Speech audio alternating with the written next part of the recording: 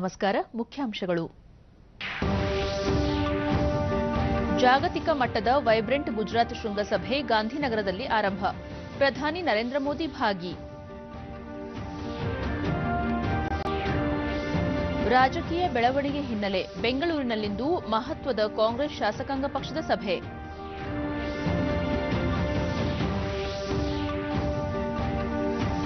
ದೇಶದ ಗಡಿ ರಕ್ಷಣೆಗೆ ಕಣ್ಗಾವಲು ಬಲವರ್ಧನೆ, ಸುರಕ್ಷತೆಗೆ ಇಸ್ರೋದಿಂದ ವಿಶೇಷ ಉಪಗ್ರಹ. ಹಾಗೂ ಮೆಲ್ಬರ್ನ್ನಲ್ಲಿ ಭಾರತ ಆಸ್ಟ್ರೇಲಿಯಾ ನಡುವೆ 3ನೇ ಹಾಗೂ ನಿರ್ಣಾಯಕ ಏಕದಿನ ಕ್ರಿಕೆಟ್ ಪಂದ್ಯ ಪ್ರಗತಿಯಲ್ಲಿ. ವಾರ್ತೆಗಳ ವಿವರ. ಜಾಗತಿಕ ಬಂಡವಾಳ ಹೂಡಿಕೆದಾರರನ್ನು ಆಕರ್ಷಿಸುವ ನಿಟ್ಟಿನಲ್ಲಿ ಆಯೋಜಿಸಿರುವ ವೈಬ್ರೆಂಟ್ ಗುಜರಾತ್ ಶೃಂಗಸಭೆ ಗಾಂಧಿನಗರದಲ್ಲಿ ಇದೀಗ ಆರಂಭಗೊಂಡಿದ್ದು, ಪ್ರಧಾನಿ ನರೇಂದ್ರ ಮೋದಿ ಪಾಲ್ಗೊಂಡಿದ್ದಾರೆ. 3 ದಿನಗಳ ಗುಜರಾತ್ ಪ್ರವಾಸ ಕೈಗೊಂಡಿರುವ ಪ್ರಧಾನಿ 2ನೇ ದಿನವಾದ ಇಂದು ಜಾಗತಿಕ ಮಟ್ಟದ 9ನೇ ಆವೃತ್ತಿಯ ವೈಬ್ರೆಂಟ್ ಗುಜರಾತ್ ಶೃಂಗಸಭೆಗೆ ಸ್ವಲ್ಪ ಹೊತ್ತಿನಲ್ಲಿ ಚಾಲನೆ ನೀಡಲಿದ್ದಾರೆ. ಸಮಗ್ರ ಆರ್ಥಿಕ ಬೆಳವಣಿಗೆ ಹಾಗೂ ಹೂಡಿಕೆಗೆ ಗುಜರಾತ್ ಅನ್ನು ಪ್ರಶಸ್ತ ತಾಣ ಮಾಡುವ ಉದ್ದೇಶದಿಂದ 2003ರಲ್ಲಿ ತಾವು ಮುಖ್ಯಮಂತ್ರಿ ಆಗಿದ್ದ ಸಂದರ್ಭದಲ್ಲಿ ನರೇಂದ್ರ ಮೋದಿ ಅವರು ವೈಬ್ರೆಂಟ್ ಗುಜರಾತ್ ಪರಿಕಲ್ಪನೆಗೆ ಮೂರ್ತ ರೂಪ ನೀಡಿದ್ದರು. ಇದೀಗ ಈ ಸಮ್ಮೇಳನ ಜಗತ್ತಿನ ಗಮನ ಸೆಳೆದಿದೆ. ರಾಜ್ಯಕ್ಕೆ ಬಂಡವಾಳ ಆಕರ್ಷಿಸಲು ವೇದಿಕೆಯಾಗಿರುವ ಈ ಸಮ್ಮೇಳನದಲ್ಲಿ 4 ಪ್ರಮುಖ ರಾಷ್ಟ್ರಗಳ ಗಣ್ಯರು, ಉದ್ಯಮಿಗಳು ಭಾಗಿಯಾಗಲಿದ್ದಾರೆ. ಅಂತಾರಾಷ್ಟ್ರೀಯ, ರಾಷ್ಟ್ರೀಯ ಮತ್ತು ರಾಜ್ಯಗಳ ನಡುವೆ ಸಂಪರ್ಕ ಸೇತುವೆ ನಿರ್ಮಿಸುವ ಈ ಸಮ್ಮೇಳನದಲ್ಲಿ ಉದ್ಯಮಿಗಳು, ಔದ್ಯೋಗಿಕ ವಲಯದ ಚಿಂತಕರು, ಪ್ರಮುಖ ರಾಷ್ಟ್ರಗಳ ಪ್ರತಿನಿಧಿಗಳು ಭಾಗಿಯಾಗಿದ್ದಾರೆ. Prime Minister Sri Narendra Bhai Modi, Honorable Heads of the States, Honorable Chief Minister Sri Vijay Rupani. ಇದೀಗ ಪ್ರಧಾನಿ ನರೇಂದ್ರ ಮೋದಿ ಪಾಲ್ಗೊಂಡಿರುವ ವೈಬ್ರೆಂಟ್ ಗುಜರಾತ್ ಶೃಂಗಸಭೆಯ ನೇರ ಪ್ರಸಾರ. It is my honor and pleasure to be part of the of Vibrant Gujarat Global Summit. I have been part of the summit since inception in 2003, when it was first conceptualized by then the Chief Minister of the state and the present Prime Minister of India, Sri Narendra Bhai Modi.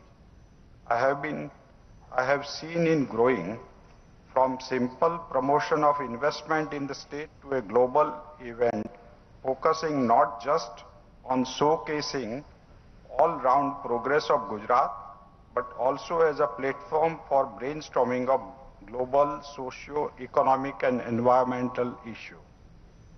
This summit has been multifold growth.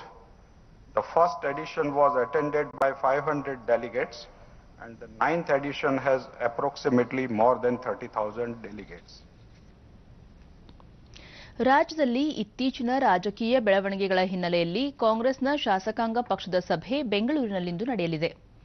ವಿಧಾನಸೌಧದ ಸಮ್ಮೇಳನ ಸಭಾಂಗಣದಲ್ಲಿ ಅಪರಾಹ್ನ 3 ಗಂಟೆಗೆ ನಡೆಯಲಿರುವ ಸಭೆಯಲ್ಲಿ ಕಡ್ಡಾಯವಾಗಿ ಪಾಲ್ಗೊಳ್ಳುವಂತೆ ಪಕ್ಷದ ಎಲ್ಲ ಶಾಸಕರಿಗೂ ಶಾಸಕಾಂಗ ಪಕ್ಷದ ನಾಯಕರಾದ ಸಿದ್ದರಾಮಯ್ಯ ಸೂಚಿಸಿದ್ದಾರೆ. ಈ ಸಭೆಗೆ ಶಾಸಕರು ಹಾಜರಾಗದಿದ್ದರೆ ಅವರ ಅನುಪಸ್ಥಿತಿಯನ್ನು ಗಂಭೀರವಾಗಿ ಪರಿಗಣಿಸಿ ಪಕ್ಷದ ಸದಸ್ಯತ್ವವನ್ನು ಸ್ವ ಇಚ್ಛೆಯಿಂದ ಬಿಡಲು ಇಚ್ಛಿಸಿರುವವರೆಂದು ಪರಿಗಣಿಸಿ ಭಾರತೀಯ ಸಂವಿಧಾನದ ಪಕ್ಷಾಂತರ ನಿಷೇಧ ಕಾಯ್ದೆ ಅನ್ವಯ ಕ್ರಮ ಕೈಗೊಳ್ಳಲಾಗುವುದೆಂದು ನೋಟಿಸ್ನಲ್ಲಿ ತಿಳಿಸಲಾಗಿದೆ. ಈ ಮಧ್ಯೆ ಕೆಪಿಸಿಸಿ ವಕ್ತಾರ ಬಿಎಲ್ ಶಂಕರ್ ಮುಖ್ಯಮಂತ್ರಿ ಎಚ್ಡಿ ಕುಮಾರಸ್ವಾಮಿ ನೇತೃತ್ವದ ಸಮ್ಮಿಶ್ರ ಸರ್ಕಾರವನ್ನು ಅಸ್ಥಿರಗೊಳಿಸಲು ಬಿಜೆಪಿ ಯತ್ನಿಸುತ್ತಿದೆ ಎಂದು ಬೆಂಗಳೂರಿನಲ್ಲಿ ಆರೋಪಿಸಿದ್ದಾರೆ. ಜನವರಿ 26ರಿಂದ ರಾಜ್ಯದ ಎಲ್ಲಾ 224 ಕ್ಷೇತ್ರಗಳಲ್ಲಿ 15 ದಿನಗಳ ಕಾಲ ಜನಸಂಪರ್ಕ ಸಭೆಯನ್ನು ಹಮ್ಮಿಕೊಳ್ಳಲಾಗಿದೆ. ಈ ಸಂದರ್ಭದಲ್ಲಿ ಕಾಂಗ್ರೆಸ್ ಸರ್ಕಾರದ ಸಾಧನೆಗಳ ಮಾಹಿತಿಯನ್ನು ಜನರಿಗೆ ನೀಡಲಾಗುವುದು ಎಂದರು. ಅವರಲ್ಲಿದ್ದರೆ ಅದಕ್ಕೆ ಅವರೇ ಸೃಷ್ಟಿ ಮಾಡ್ಕೊಂಡಿರೋದೇ ಹೊರತು ನಾವು ಜವಾಬ್ದಾರರಲ್ಲ. ಉತ್ತರ ಕೊಡಲೇಬೇಕಾಗ್ತದೆ. ಅದರ ಹಣ ಬರ್ಸಿದ್ಯಾರು, ಯಾರ ಹೆಸರಲ್ಲಿ ಆ ರೂಮ್ಗಳಿದ್ವು, ಅಷ್ಟೊಂದು ಹಣ ಯಾಕೆ ಯಾರ ಮೇಲೆ ಖರ್ಚು ಮಾಡಿದ್ರು, ಇದಕ್ಕೆಲ್ಲ ಮುಂದೆಲ್ಲ ಇವತ್ತೆಲ್ಲ ನಾಳೆ ಅವರು ಉತ್ತರ ಕೊಡಲೇಬೇಕಾಗ್ತದೆ. ಚರ್ಮ ರೋಗ ತಜ್ಞರ ಅಂತಾರಾಷ್ಟ್ರೀಯ ಸಮ್ಮೇಳನ ಡರ್ಮಾಕಾನ್ಗೆ ಬೆಂಗಳೂರಿನಲ್ಲಿ ನಿನ್ನೆ ಮುಖ್ಯಮಂತ್ರಿ ಎಚ್ಡಿ ಕುಮಾರಸ್ವಾಮಿ ಚಾಲನೆ ನೀಡಿದರು. ವೈದ್ಯಕೀಯ ಕ್ಷೇತ್ರದಲ್ಲಿ ಗಣನೀಯ ಸಾಧನೆ ಮಾಡಿದ ವೈದ್ಯರು ಹಾಗೂ ಇತರ ಸಾಧಕರನ್ನು ಸನ್ಮಾನಿಸಿದರು.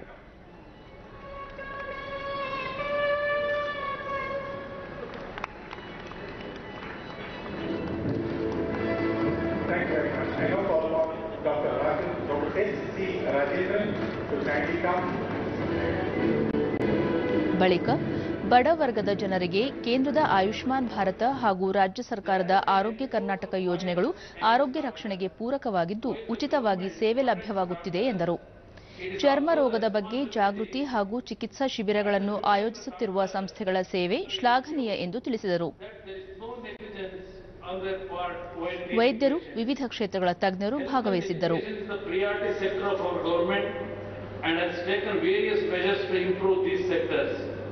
The government is providing healthcare facilities to the BPL card Ayushman Bharat Arogya Karnataka scheme.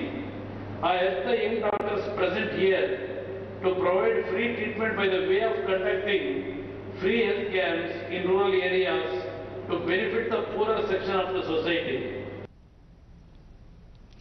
ಭಾರತೀಯ ಕ್ರೀಡಾ ಪ್ರಾಧಿಕಾರ ಸಾಯ್ನಲ್ಲಿ ಭ್ರಷ್ಟಾಚಾರ ನಡೆಯುತ್ತಿದೆ ಎನ್ನುವ ಆರೋಪದ ಹಿನ್ನೆಲೆಯಲ್ಲಿ ಕೇಂದ್ರೀಯ ತನಿಖಾ ದಳ ಸಿಬಿಐ ನಿನ್ನೆ ಪ್ರಾಧಿಕಾರದ ಕಚೇರಿ ಮೇಲೆ ದಾಳಿ ನಡೆಸಿ 4 ಅಧಿಕಾರಿಗಳನ್ನೊಳಗೊಂಡಂತೆ 6 ಮಂದಿಯನ್ನು ಬಂಧಿಸಿದೆ. ಕಳೆದ 2 ತಿಂಗಳ ಹಿಂದೆ ಕ್ರೀಡಾ ಪ್ರಾಧಿಕಾರದಲ್ಲಿ ಭ್ರಷ್ಟಾಚಾರ ನಡೆಯುತ್ತಿರುವ ಬಗ್ಗೆ ಖಚಿತ ಮಾಹಿತಿ ದೊರೆತ ಹಿನ್ನೆಲೆಯಲ್ಲಿ ಸಿಬಿಐ ಅಧಿಕಾರಿಗಳು ದಾಳಿ ನಡೆಸಿ ಕ್ರಮ ಕೈಗೊಂಡಿದ್ದಾರೆ. ಕೇಂದ್ರ ಕ್ರೀಡಾ ಸಚಿವ ರಾಜ್ಯವರ್ಧನ್ ರಾಥೋಡ್ ಕ್ರೀಡಾ ಕ್ಷೇತ್ರ ಸೇರಿದಂತೆ ಯಾವುದೇ ವಲಯದಲ್ಲೂ ಸರ್ಕಾರ ಭ್ರಷ್ಟಾಚಾರ ಸಹಿಸುವುದಿಲ್ಲ, ಪಾರದರ್ಶಕ ಆಡಳಿತಕ್ಕೆ ಪ್ರಧಾನ ಆದ್ಯತೆ ಎಂದು ಹೇಳಿದ್ದಾರೆ.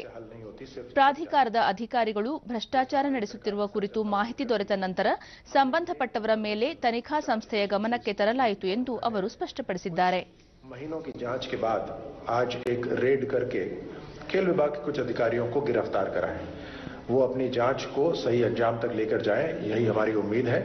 और खेलों से या किसी भी विभाग से हर तरह का करप्शन खत्म हो, ऐसी हमारी चेष्टा रहेगी, हमारी कोशिश रहेगी. ದೇಶದ ಗಡಿ ಭಾಗದಲ್ಲಿ ಕಣ್ಗಾವಲು ವ್ಯವಸ್ಥೆಯನ್ನು ಬಲಪಡಿಸಲು ಹಾಗೂ ಗಡಿ ಸುರಕ್ಷತೆ ಉದ್ದೇಶದಿಂದ ಗೃಹ ಸಚಿವಾಲಯಕ್ಕಾಗಿ ಭಾರತೀಯ ಬಾಹ್ಯಾಕಾಶ ಸಂಶೋಧನಾ ಸಂಸ್ಥೆ ಇಸ್ರೋ ವಿಶೇಷ ಉಪಗ್ರಹವೊಂದನ್ನು ನಿರ್ಮಿಸಲಿದೆ. ನೆರೆ ರಾಷ್ಟ್ರಗಳೊಂದಿಗೆ ಭಾರತ ಹಂಚಿಕೊಂಡಿರುವ ಗಡಿಯ ಮೇಲೆ ನಿರಂತರ ನಿಗಾ ಹಾಗೂ ಭದ್ರತೆ ಬಲವರ್ಧನೆಗೆ ಈ ಉಪಗ್ರಹ ಪೂರಕವಾಗಲಿದೆ. ಈ ಸಂಬಂಧ ಗಡಿ ರಕ್ಷಣೆಯಲ್ಲಿ ಬಾಹ್ಯಾಕಾಶ ತಂತ್ರಜ್ಞಾನದ ಬಳಕೆ ಕುರಿತಂತೆ ತಜ್ಞರ ಸಮಿತಿ ನೀಡಿದ್ದ ಶಿಫಾರಸನ್ನು ಕೇಂದ್ರ ಗೃಹ ಸಚಿವ ರಾಜನಾಥ್ ಸಿಂಗ್ ಸ್ವೀಕರಿಸಿದ್ದಾರೆ. ಯೋಜನೆಯನ್ನು ನಿಗದಿತ ಕಾಲಮಿತಿಯೊಳಗೆ ಪೂರ್ಣಗೊಳಿಸಲು ಉದ್ದೇಶಿಸಿದ್ದು ಅಲ್ಪ, ಮಧ್ಯಮ ಹಾಗೂ ದೀರ್ಘಾವಧಿ ಗುರಿಗಳನ್ನು ನಿಗದಿಗೊಳಿಸಲಾಗಿದೆ. ಯೋಜನೆ 5 ವರ್ಷಗಳ ಅವಧಿಯಲ್ಲಿ ಪೂರ್ಣಗೊಳ್ಳುವ ನಿರೀಕ್ಷೆಯಿದ್ದು ಈ ನಿಟ್ಟಿನಲ್ಲಿ ಇಸ್ರೋ ಹಾಗೂ ಗೃಹ ಸಚಿವಾಲಯಗಳು ಸಮನ್ವಯತೆಯಿಂದ ಕಾರ್ಯನಿರ್ವಹಿಸಲಿವೆ. ತುಮಕೂರಿನ ಡಾ ಶಿವಕುಮಾರ ಸ್ವಾಮೀಜಿ ಅವರು ಮಹೋನ್ನತ ವ್ಯಕ್ತಿತ್ವ ಹೊಂದಿದ್ದು ಕೋಟ್ಯಂತರ ಜನರ ಬದುಕಿನ ಮೇಲೆ ಸಕಾರಾತ್ಮಕ ಪರಿಣಾಮ ಬೀರಿದ ಮಹಾನ್ ಚೇತನ. ಅವರು ಶೀಘ್ರ ಗುಣಮುಖರಾಗಿ ಆರೋಗ್ಯವಂತರಾಗಲಿ ಎಂದು ಇಡೀ ದೇಶ ಪ್ರಾರ್ಥಿಸುತ್ತಿರುವುದಾಗಿ ಪ್ರಧಾನಿ ನರೇಂದ್ರ ಮೋದಿ ತಮ್ಮ ಟ್ವೀಟ್ ಸಂದೇಶದಲ್ಲಿ ತಿಳಿಸಿದ್ದಾರೆ.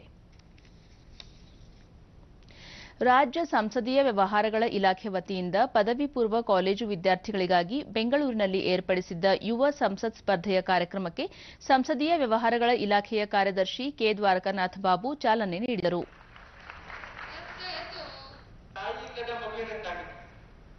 ಬಳಿಕ ಮಕ್ಕಳಿಗೆ ಚಿಕ್ಕ ವಯಸ್ಸಿನಿಂದಲೇ ನಾಯಕತ್ವ ಗುಣ ಮತ್ತು ಸಂಸದೀಯ ವ್ಯವಸ್ಥೆ ಕುರಿತು ಅರಿವು ಮೂಡಿಸುವ ದೃಷ್ಟಿಯಿಂದ ಈ ಸ್ಪರ್ಧೆ ಏರ್ಪಡಿಸಲಾಗಿದೆ.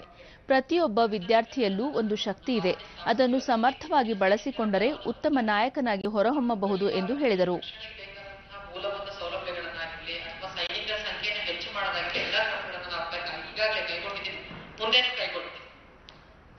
ಇವತ್ತು ನಾವು PUC ಮಟ್ಟದ ಮಕ್ಕಳಿಗೂ ಕೂಡ ಈ ಕಾರ್ಯಕ್ರಮನ ನಡೆಸ್ತಾ ಇದ್ದೀವಿ. ಇದರ ಮೂಲ ಉದ್ದೇಶ ಏನಪ್ಪಾ ಅಂದ್ರೆ ಮಕ್ಕಳಲ್ಲಿ ಈಗಲಿಂದ ಲೀಡರ್ಶಿಪ್ ಕ್ವಾಲಿಟೀಸ್ ಬೆಳೆಸಬೇಕು, ಸಂಸದೀಯ ವ್ಯವಸ್ಥೆ ಬಗ್ಗೆ ಅರಿವು ಮೂಡಿಸಬೇಕು. ಸಂಸದೀಯ ವ್ಯವಸ್ಥೆ ಅಂದ್ರೆ ಏನು ತಾವೆಲ್ಲ ನೋಡಿದ್ದೀರಿ. ಈ ಡೆಮಾಕ್ರೆಟಿಕ್ ಯೂನಿಟ್ಸ್ ಅಂತ ಕರಿತೀವಿ. ಡೆಮಾಕ್ರೆಟಿಕ್ ಯೂನಿಟ್ಸ್ ಇದು ಡೆಮಾಕ್ರಸಿ. ನಮ್ಮ ದೇಶ ನಾವು ಗಣರಾಜ್ಯ ಮಾಡಿಕೊಂಡಿದ್ದೀವಿ. ನಾವು ರಾಷ್ಟ್ರ ಮಟ್ಟದಲ್ಲಿ ಲೋಕಸಭೆ, ರಾಜ್ಯ ಮಟ್ಟದಲ್ಲಿ ವಿಧಾನಸಭೆ, ಇದೇ ರೀತಿ ಜಿಲ್ಲಾ ಮಟ್ಟದ ಘಟಕಗಳಾಗಿ ಜಿಲ್ಲಾ ಪರಿಷತ್, ತಾಲೂಕ್ ಪಂಚಾಯತ್, ಗ್ರಾಮ ಪಂಚಾಯತ್ ಇವೆಲ್ಲ ಯಾತಕ್ಕೆ ಮಾಡಿದ್ರು ಅಂದ್ರೆ ಆಯಾ ಪ್ರದೇಶದಲ್ಲಿ ಅವರವರ ಸಮಸ್ಯೆಗಳನ್ನ ಅವರೇ ಕುಳಿತು ಚರ್ಚೆ ಮಾಡಬೇಕು, ಅವರೇ ಪರಿಹಾರ ಕಂಡುಕೋಬೇಕು. ಇದಕ್ಕೆ ಯಾರೋ ಬೇರೆಯವರು ಬಂದು ಪರಿಹಾರ ಕೊಡೋದಲ್ಲ. ನಿಮ್ಮೂರು, ನಿಮ್ಮ ಜಿಲ್ಲೆ, ನಿಮ್ಮ ರಾಜ್ಯದ ಸಮಸ್ಯೆಗಳನ್ನ ನೀವು ಚರ್ಚೆ ಮಾಡಿ ಪರಿಹಾರ ಕಂಡು. ಸ್ಪರ್ಧೆಯಲ್ಲಿ ಭಾಗವಹಿಸಿದ ವಿದ್ಯಾರ್ಥಿಗಳಿಗೆ ಪ್ರಶಸ್ತಿ ನೀಡಿ ಗೌರವಿಸಲಾಯಿತು.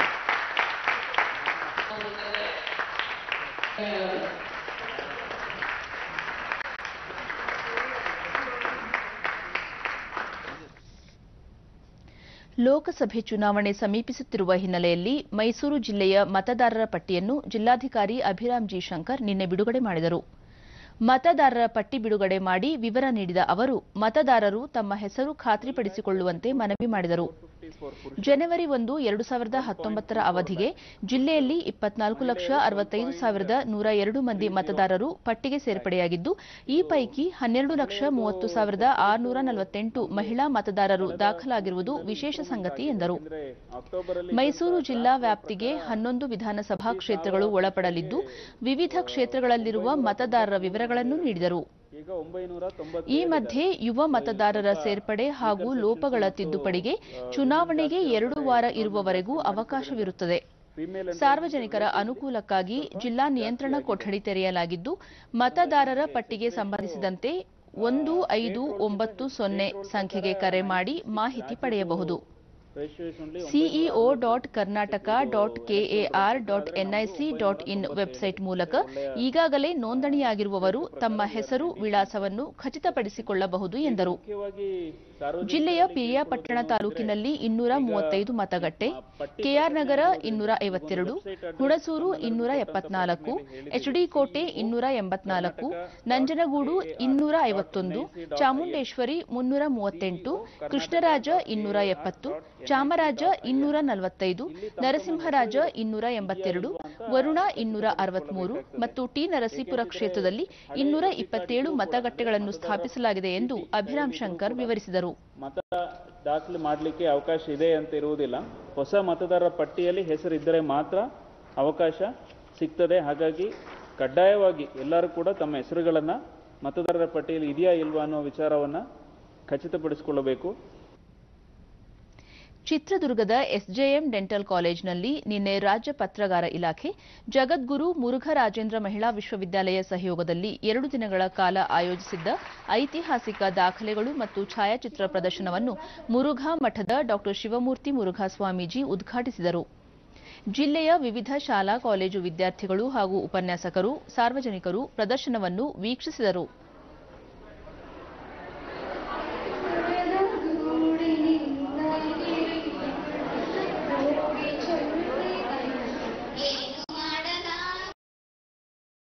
ಆಗಲು ಸಾಧ್ಯವೇ ಇಲ್ಲ.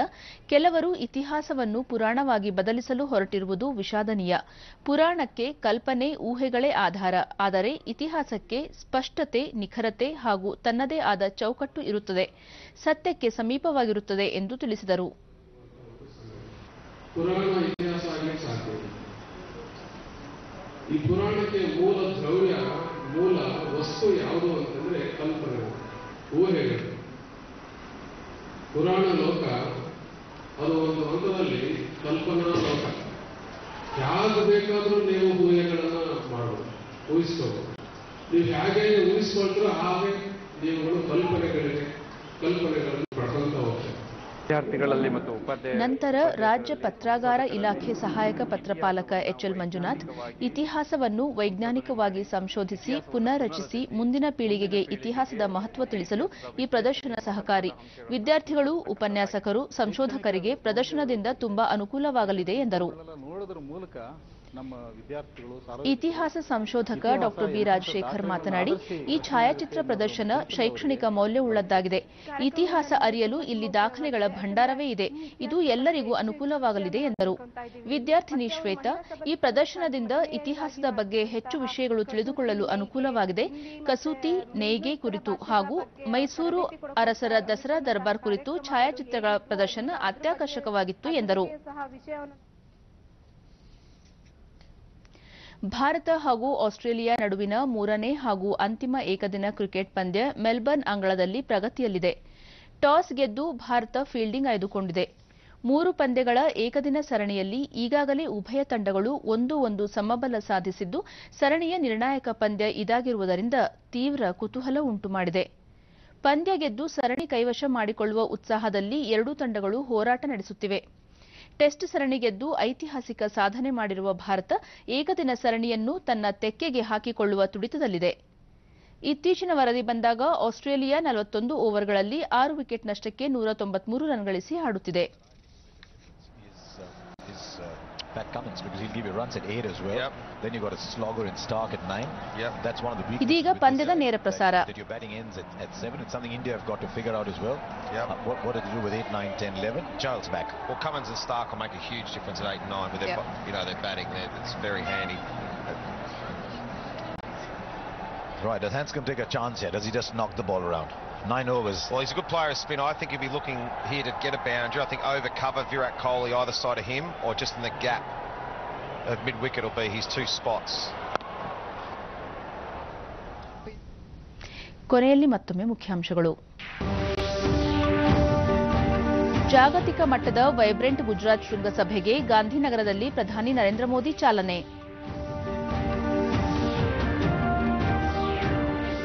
ರಾಜಕೀಯ ಬೆಳವಣಿಗೆ ಹಿನ್ನೆಲೆ ಬೆಂಗಳೂರಿನಲ್ಲಿಂದು ಮಹತ್ವದ ಕಾಂಗ್ರೆಸ್ ಶಾಸಕಾಂಗ ಪಕ್ಷದ ಸಭೆ.